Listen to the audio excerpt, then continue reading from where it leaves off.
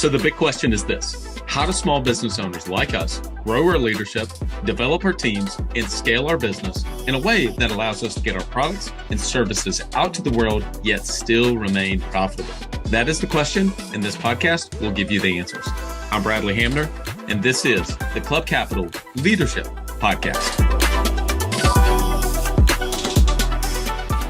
Welcome to The Bottom Line, a new weekly podcast series that we drop every Thursday to complement our weekly Monday podcast interviews with the industry leaders. These podcasts are going to be designed to give you short, impactful, and value-driven information that you can start using right away in your business. I value your time and attention and will do my very best not to waste it. Just get what you need and go. So with that, let's get into today's episode. Are you an agency owner looking to grow your revenue, increase your bottom line, and better manage your taxes? Club Capital is here to help. Club Capital is the largest accounting and advisory firm for insurance agents in the country, providing monthly accounting, tax strategy, and CFO services. Way more than bookkeeping and your everyday run-of-the-mill tax prep, Club Capital is focused on providing financial and tax advisory services that help you plan and forecast your agency's performance. Their financial dashboards and agency forecasting tools help you better understand your agency's historical performance, create and measure future targets, and see how your agency compares to your peers around the country. Imagine what it would be like to understand the impact to your bottom line when deciding to hire a new employee, or forecast the impact rate changes or commission rates will have on your business. With over $200 million in tracked annual revenue and $140 million in tracked annual expenses, Club Capital has the data and the team to help you make better informed decisions for your agency. They will help you turn that back office stress into the backbone of your agency's success by giving you the tools to take your agency and your leadership to the next level. Visit club.capital today to book a solution overview with one of our business consultants. Club Capital, way more than a CPA firm. Ambition is the first step towards success. It's time to level up your agency. And Coach P Consulting will help you do just that by using the same strategies he used to sell over 700 life insurance policies in 2021 alone. Now, this is not your regular one and done type coaching. You'll get personalized coaching 2 days a week, every week of the month, and you'll get a live look behind the scenes of his team training and an office that's performing at the highest level. There's a reason Coach P Consulting is the fastest growing coaching company for insurance agency owners in the country. Coach P will train your team alongside his own and show you the exact steps they're taking to achieve Chairman Circle, exotic travel, and multi-line presence club, and be one of the few agents to be selected to have a third office. So whether your goal is to be at the top of your local market or amongst the best in the country, this training will give you the strategies and the tactics to get there. For just $250 a month, you'll get high-level coaching each week from someone who is already getting it done at that level, and his strategies work, and it's time to put them to work for you. Sign up at coachpconsulting.com and get your first full month for free when you mention the Club Capital Leadership Podcast. Hey, everyone. So if you read the book by Malcolm Gladwell called The Tipping Point, I read it years ago. I actually don't know.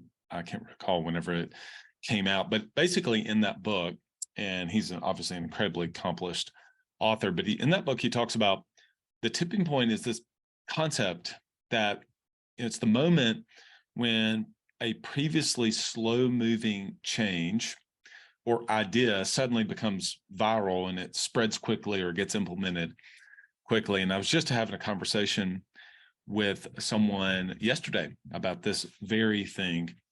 And over the last 30 days, they were instituting some training development, like cultural changes into their organization.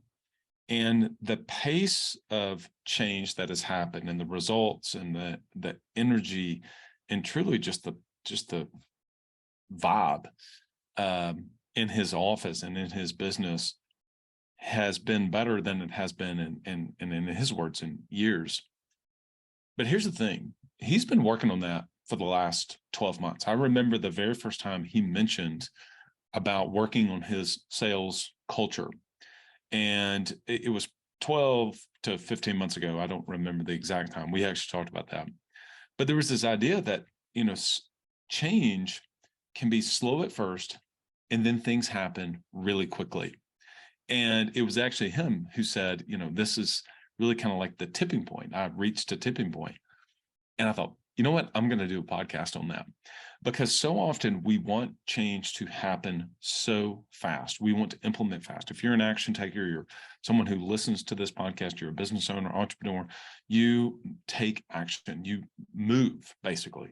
If you want to get something done, you get it, you immediately begin to do it, but sometimes you don't always see the results of that.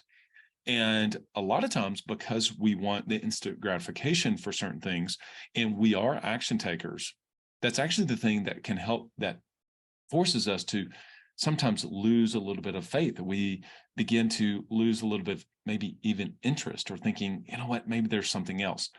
And I think that's whenever we go down the rabbit hole of the shiny object syndrome or chasing squirrels or whatever. It's because we didn't give enough time to the thing that we wanted to make the change to. And if we just gave it enough time, we could reach the tipping point to where the change actually started to happen.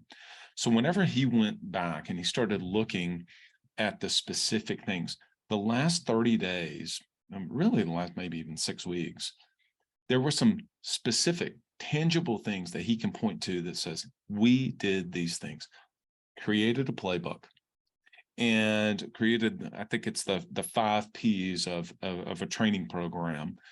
And he actually has a structure for it, and it's an asset to the business. So the next time that he's bringing on some sales team members into his organization, he's going to take them back through the exact same process, because it has paid off with such good results. Will it be better next time?